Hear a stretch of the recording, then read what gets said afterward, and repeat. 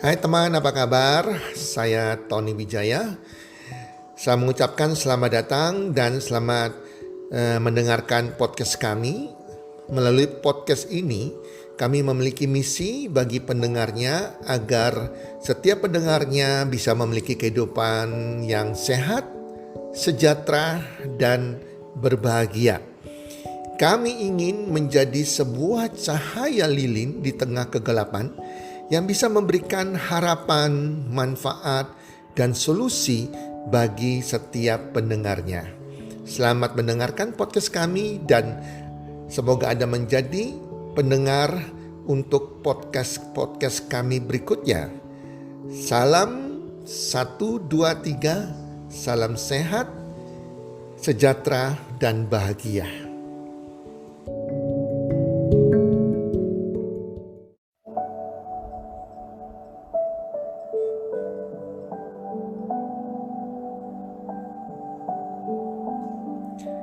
Strategi mengatur keuangan bagi pasangan muda. Hai guys, para pendengar podcast dimanapun Anda berada saat ini, apa kabar? Harapan dan doa saya semoga Anda yang mendengarkan podcast ini dalam keadaan sehat walafiat, selalu berbahagia, dan makin hari makin bertambah sukses, makin bertambah rezekinya. Para pendengar podcast, kali ini saya akan berbicara tentang bagaimana mengatur keuangan bagi pasangan muda, pasangan yang baru menikah. Ini sangat penting sekali agar kehidupan pernikahan yang baru dibentuk itu akan bebas dari pertengkaran mengenai soal uang. Jadi, strategi dalam mengelola keuangan dalam keluarga muda itu harus dilakukan dari awal-awal pernikahan. Apalagi dari hasil survei yang dirilis oleh Indonesia Millennial Report tahun 2019 menyebutkan bahwa pasangan muda usia produktif usia 20 sampai dengan 35 tahun di Indonesia hanya menyisihkan 10,7% dari penghasilan rutin mereka untuk ditabung. Dan pendapatan para keluarga milenial muda ini, para keluarga milenial ini sudah lebih dulu habis dipakai untuk menutupi kebutuhan rutin bulanan dan biaya-biaya yang dipakai untuk hiburan maupun lifestyle.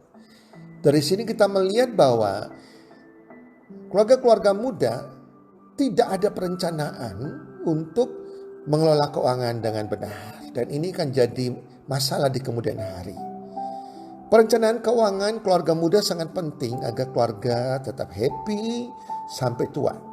Karena jika perencanaan keuangan tidak direncanakan dari awal dengan baik, maka masalah keuangan ini akan jadi masalah utama dalam rumah tangga dan akan menjadi sebuah bom waktu. Apalagi kalau sudah memiliki anak momongan. Perlu keterbukaan dari awal. Banyak saya lihat kejadian yang terjadi karena tidak terbuka masalah keuangan. Si istri mengira usaha suaminya lagi maju terus. Si suami dengan egonya, ego seorang pria, tidak mau menceritakan masalah keuangan kepada istrinya. Sehingga suatu saat si suami betul-betul bangkrut dan ini menjadi masalah utama. Apalagi istrinya kan tidak pernah mengetahui masalah keuangan suaminya. Maka lifestyle kehidupannya sudah lifestyle yang boros, hobi shopping dan lain-lain.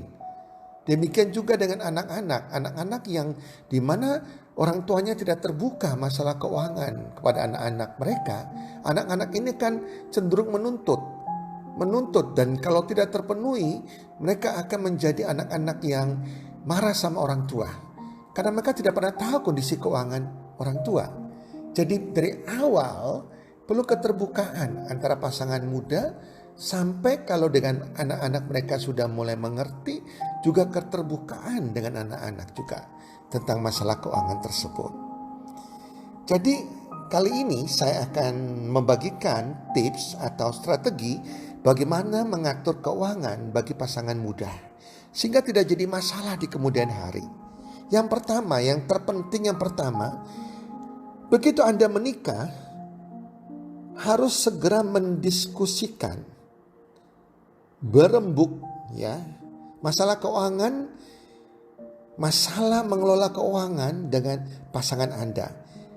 Dan dilakukan dengan kejujuran,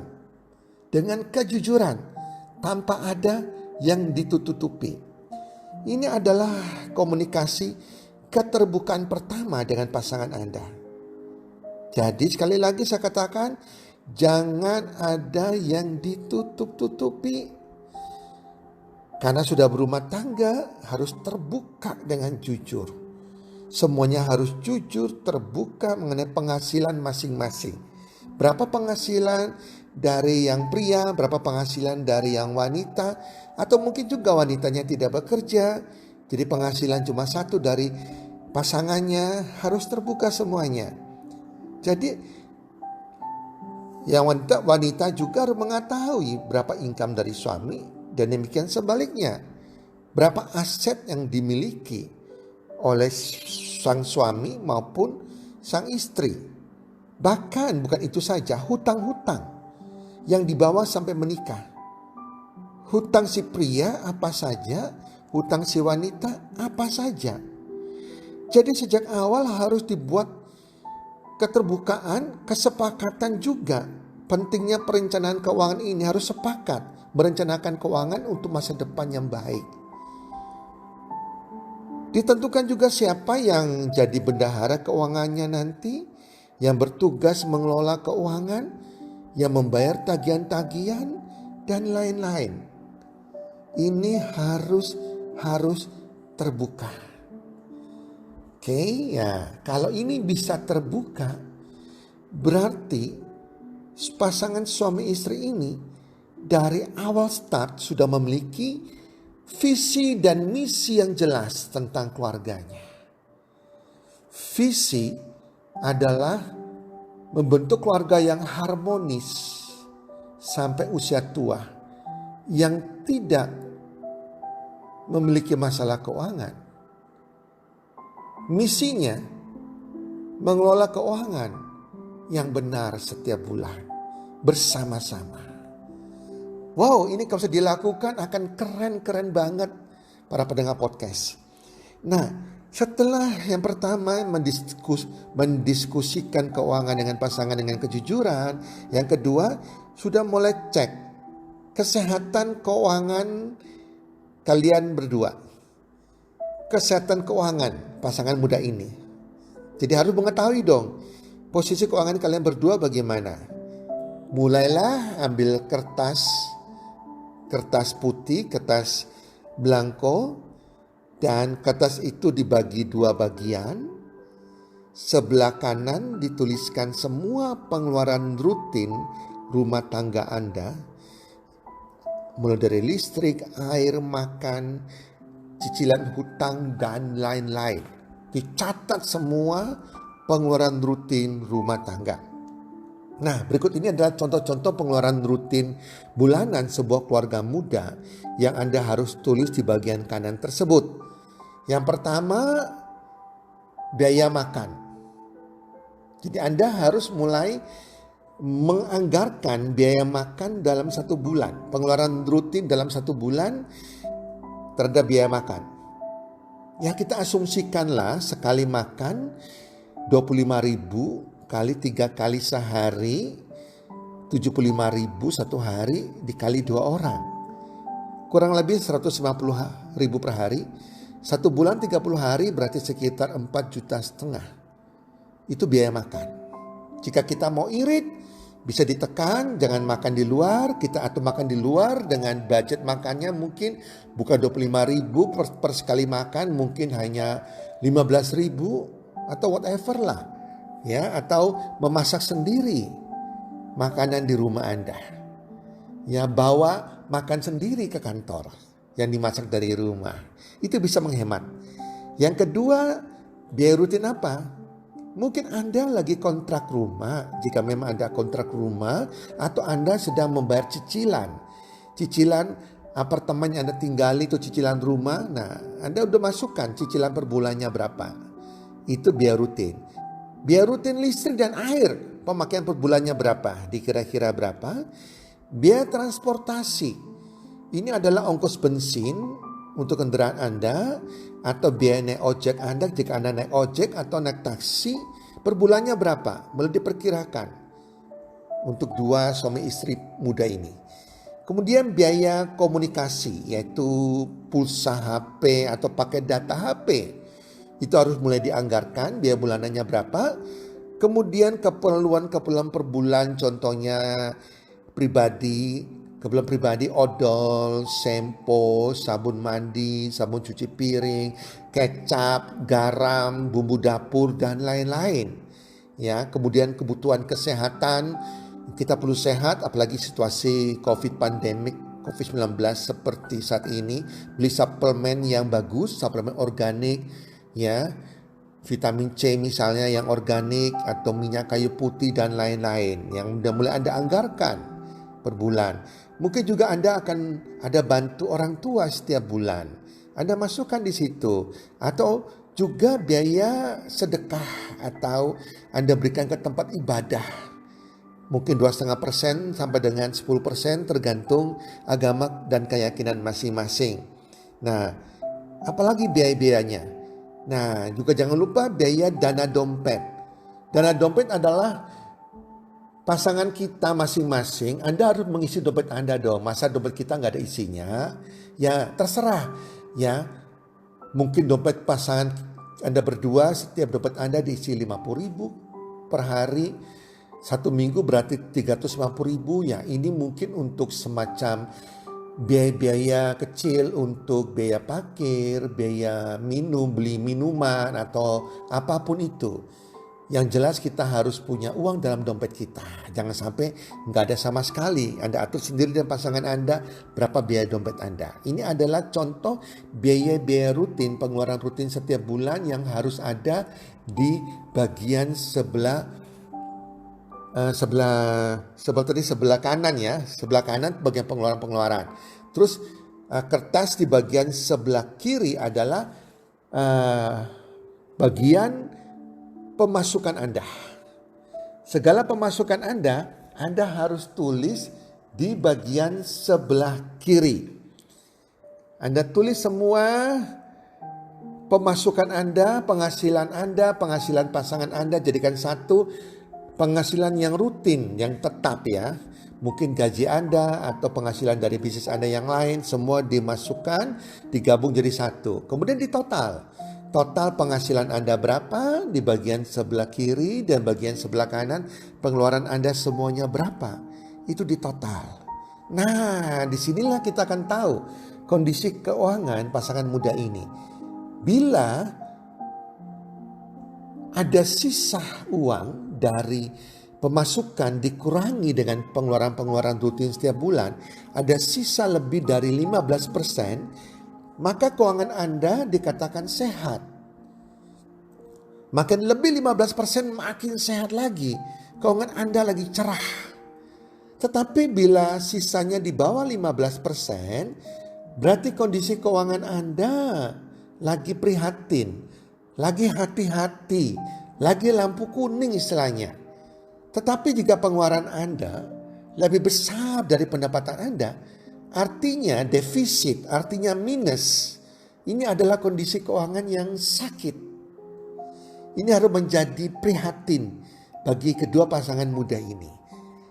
Jadi dari awal pasangan muda ini terbuka sudah tahu. Dan ini ada efek bagusnya adalah dua-duanya menyadari karena keterbukaan ini, karena visi dan misi yang sama membuat cinta mereka makin erat. Mereka makin sehati untuk berjuang bersama-sama menapak masa depan mereka. Jadi efek baiknya bisa membuat pasangan ini makin sehati karena keterbukaan tersebut, makin terbeban sama-sama, makin saling ayo kita berjuang bersama dalam keadaan sulit saat ini. Dan mereka percaya jika bersama-sama akan menghasilkan sesuatu yang indah pada waktunya nanti. Jelas teman-teman para pendengar podcast? Jadi perlu sehati untuk sama-sama menyehatkan kondisi keuangan keluarga muda ini. Caranya bagaimana? Hindari overspending atau pengeluaran-pengeluaran yang tidak perlu. Jadi cara pertama mengurangi pengeluaran-pengeluaran yang tidak perlu. Dengan membuat skala prioritas mana yang perlu diutamakan dulu. Pengeluaran-pengeluaran yang Anda butuhkan sungguh-sungguh itu yang Anda utamakan, bukan apa yang Anda inginkan.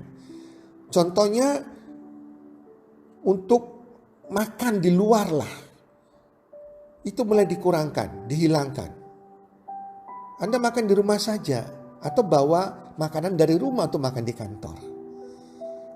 Beli barang-barang yang nilainya ekonomis, yang hemat, tapi kualitasnya bagus. Ya, jadi kualitas jangan dikurangi, tapi perlu penghematan. Ya, cari barang-barang yang nilai kualitasnya bagus, tapi bisa memberikan nilai-nilai ekonomis, bisa terjadi penghematan. Kedua, ya, mulai menambah pemasukan keuangan. Pertama mengurangi pengeluaran, kedua menambah pemasukan keuangan. Anda mulai sadari bahwa jika memang lagi minus, mulai lakukan part-time job, lakukan bisnis-bisnis yang Anda lakukan bisa di luar jam kerja Anda, bisnis-bisnis yang tanpa modal, tanpa resiko. Jadi mulai berpikir ke arah sini. Nah, yang ketiga, yang terpenting, mulai jika ada hutang dari kedua pasangan ini, mulai kelola hutang-hutang Anda menjadi prioritas yang utama untuk melunasi hutang Anda. Jadi kalau contohnya Anda punya hutang itu lebih besar, hutang kalian lebih besar dari 30% dari penghasilan Anda, itu berbahaya sekali.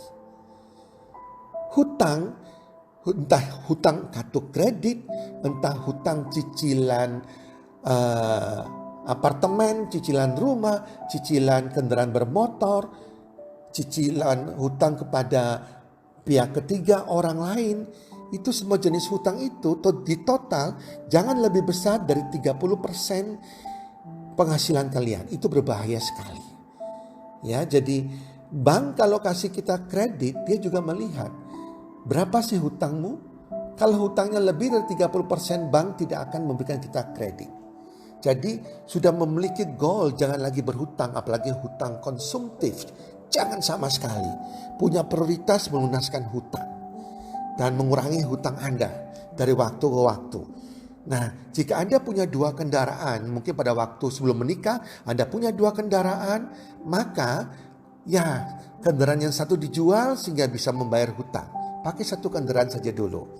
Nanti kalau semuanya keuangan sudah baik, baru mulai ya Anda bisa mengganti kendaraan Anda yang lain. Jadi para pendengar podcast, khususnya bagi pasangan muda, jangan berpikir bahwa persoalan keuangan merupakan suatu hal yang tabu untuk dibicarakan dengan pasangan Anda. Pemikiran seperti itu harus dirubah. Itu pemikiran yang kurang bijaksana. Karena pengeluaran keuangan keluarga muda merupakan tanggung jawab bersama. Justru merupakan langkah pertama menyatukan visi dan misi bersama-sama. Pengelolaan keuangan yang baik tidak akan membuat Anda jatuh miskin, tapi justru membantu Anda hidup lebih nyaman dan bahagia sampai hari tua. Seperti kata pepatah, berakit-rakit ke hulu, berenang-renang ke tepian, bersakit-sakit dahulu, bersenang-senang kemudian. Para pendengar podcast, khususnya pasangan muda, selamat menyusun rencana keuangan keluarga Anda. Dan sampai bersambung ke episode kedua dalam pembahasan masalah ini. Semoga bermanfaat dan salam sukses. 1, 2, 3. Terima kasih sudah mendengarkan podcast kami. Teman, jika Anda rasa bermanfaat podcast kami ini, Anda bisa menginfokan kepada rekan kerja Anda, keluarga Anda, teman ataupun sahabat Anda. Dan jika ada hal-hal yang Anda ingin tanyakan kepada kami, ataupun topik-topik apa yang Anda ingin kami bawakan, kami sampaikan, Anda bisa DM kami di Instagram kami healthcommunity.id. Salam 123, salam sehat, sejahtera dan bahagia.